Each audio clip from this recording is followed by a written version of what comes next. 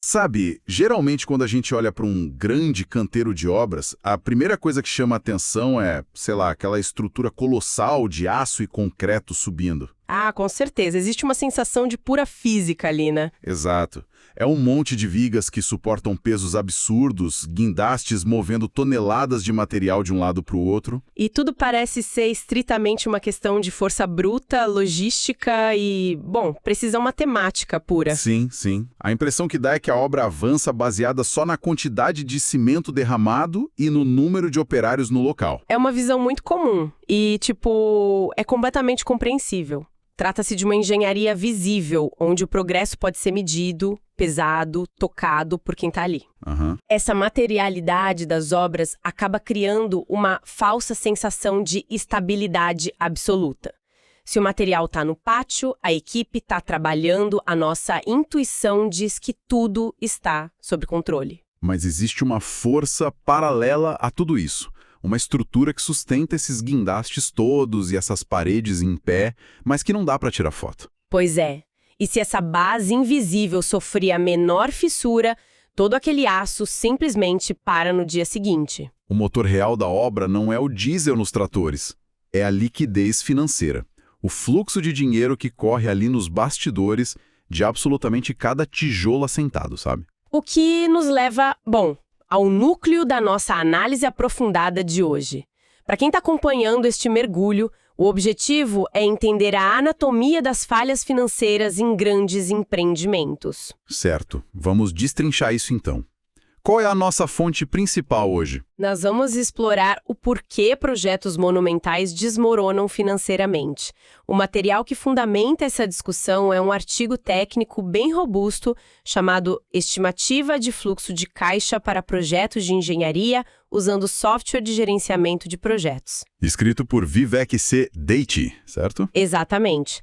O texto revela aquele atrito constante entre a teoria financeira densa e a realidade caótica que é o canteiro de obras. E só para nivelar o terreno logo de início para o pessoal que nos ouve, o conceito de fluxo de caixa na sua essência técnica é basicamente o registro do movimento de entrada e saída de dinheiro de um projeto ao longo do tempo. É a respiração financeira da obra. Exato. Entradas maiores que saídas significam saúde.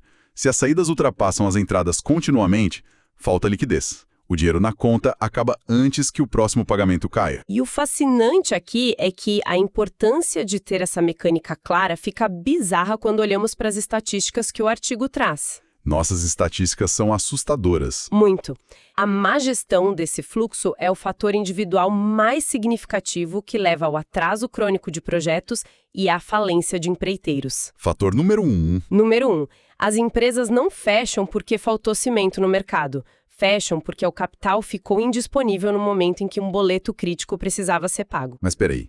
Se planilhas contábeis existem há décadas, por que isso continua sendo o principal motivo de falência? Aí é que tá. O artigo aponta que grande parte da culpa recai sobre as ferramentas de planejamento que a indústria mais usa. Os softwares padrão. Sim, a maioria desses softwares constrói uma ilusão contábil, uma narrativa financeira que não reflete o saldo real da conta da construtora. Para a gente entender por que essa disparidade quebra tantas empresas, acho que a gente precisa separar as finanças de um projeto das finanças de uma operação comum, né? Com certeza.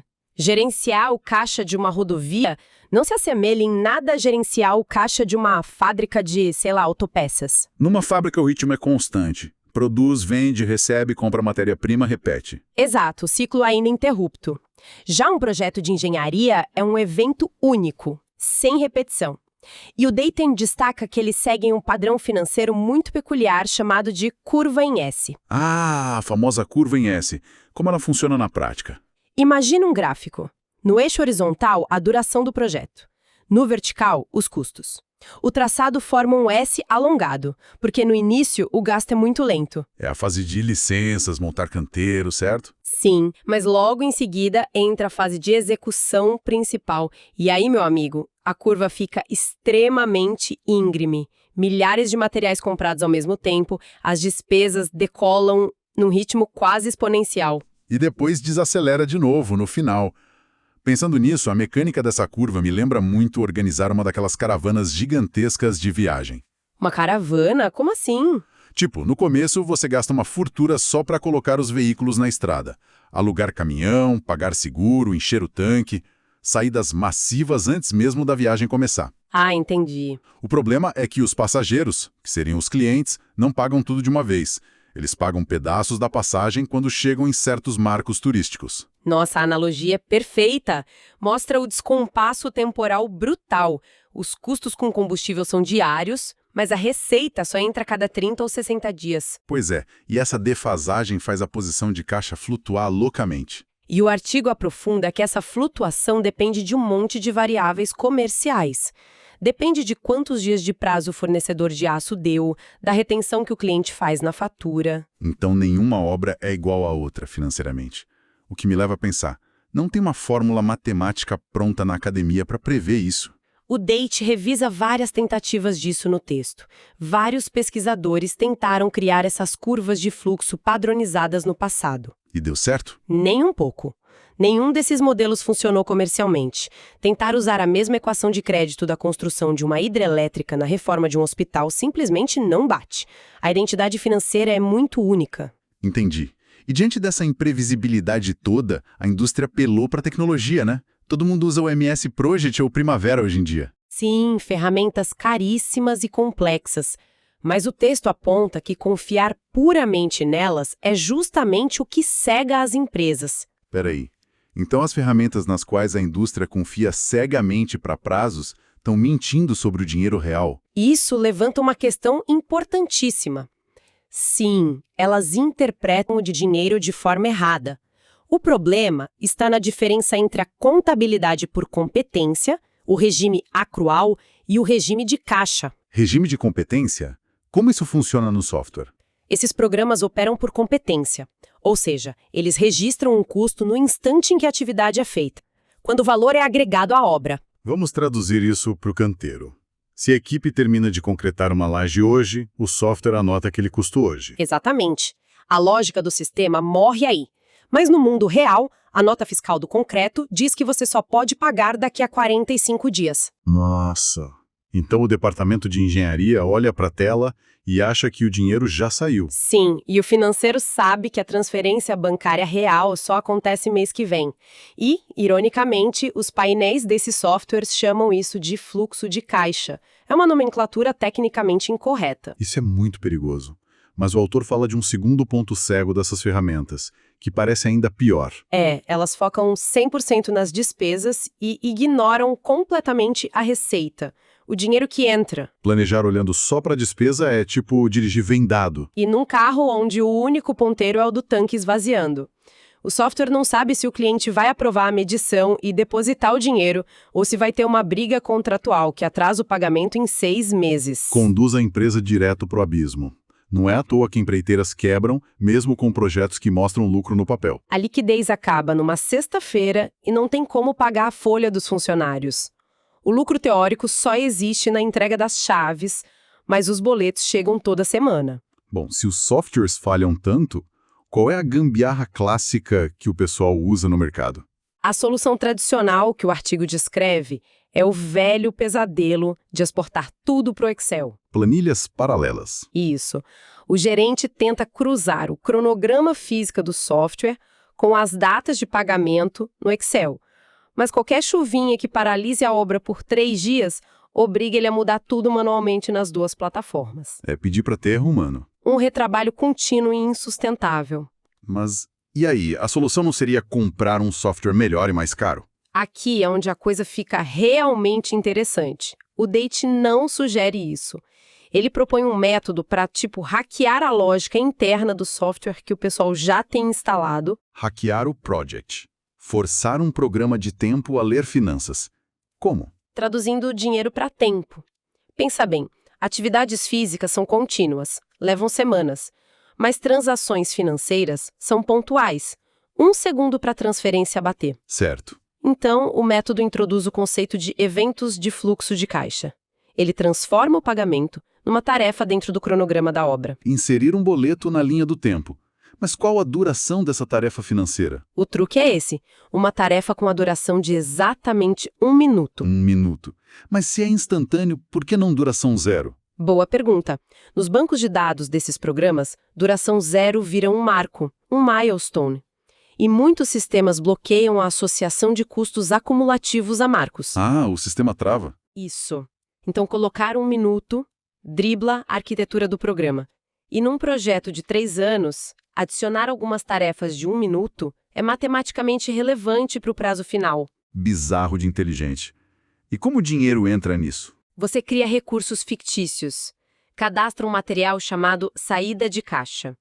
A taxa de custo dele precisa ser zero, para não duplicar os custos reais da obra. E como ele sabe a hora de cobrar? Você configura a regra de acúmulo para o fim do período. O software só reconhece o gasto no exato minuto em que o evento acontece. Fantástico. O artigo até divide isso em categorias, né? Recorrentes e não recorrentes. Sim, para facilitar a vida. Saídas recorrentes são os aluguéis mensais de andaimes, salários da equipe do escritório. E como mapeia essas recorrentes? Cria-se eventos de 1 minuto regulares, desvinculados de tarefas físicas, só atrelados ao calendário. Por exemplo, todo último dia útil do mês tem aquele evento fixo. Certo. E as não recorrentes, que devem ser os maiores tombos financeiros. É aquele adiantamento gigante para a fábrica de pré-moldados. Aí a mágica do método brilha.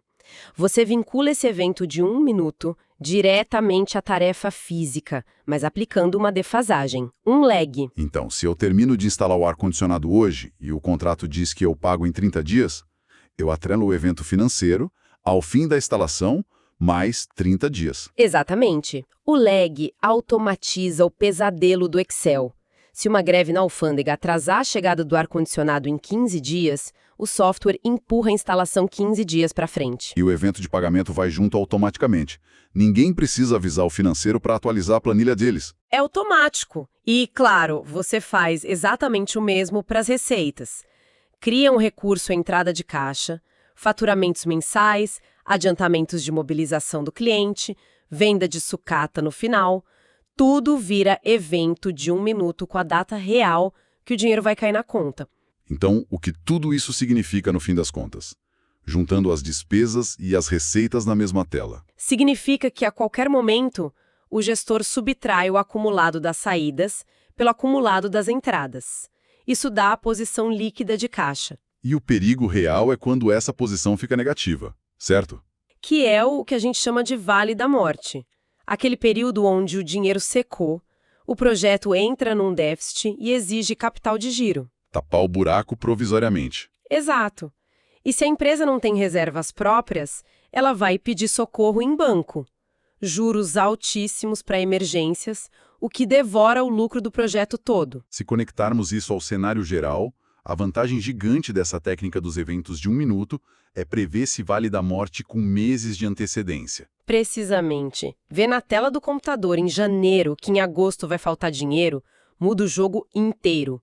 O gerente avisa o financeiro, eles conseguem crédito mais barato com calma. Ou, o que eu achei mais genial, o engenheiro altera o sequenciamento da obra. Sim, atrasar tarefas que não são críticas. Tipo, a pintura externa pode esperar. Se eu empurrar a pintura de julho para setembro, o custo dela sai de dentro do Vale da Morte e eu não preciso pegar empréstimo. Exato. O planejamento físico passa a responder à realidade bancária. E isso salva empresas sem custo adicional de licenciamento de software. Bom, recapitulando a nossa conversa de hoje, nós vimos como o fluxo de caixa é o que realmente dita se um projeto vive ou morre. Além de entender a ilusão dos softwares padrão e do regime de competência, né? E descobrimos essa sacada incrível de hackear o sistema com eventos de 1 minuto para cruzar entradas e saídas e antecipar o capital de giro. Uma gambiarra elegantíssima, digamos assim. Resolve o problema na raiz. E, sabe, isso me deixa com um pensamento bem provocativo pra gente refletir. Manda. Considerando que uma obra perfeitamente no prazo pode falir uma empresa se a conta bancária zerar, será que os cronogramas do futuro deveriam parar de ser medidos em dias e horas e passar a ser medidos puramente pelo ritmo da liquidez? Nossa, cronogramas guiados só pelo dinheiro disponível, não pelo relógio. É uma mudança de paradigma enorme para a engenharia. Totalmente. Muda a forma como enxergamos a passagem do tempo na obra. Fica aí essa excelente reflexão para quem está nos acompanhando, para pensar em como a ilusão contábil pode estar escondendo buracos no planejamento diário de vocês. Agradeço imensamente a companhia de todos neste mergulho profundo de hoje. Até a próxima!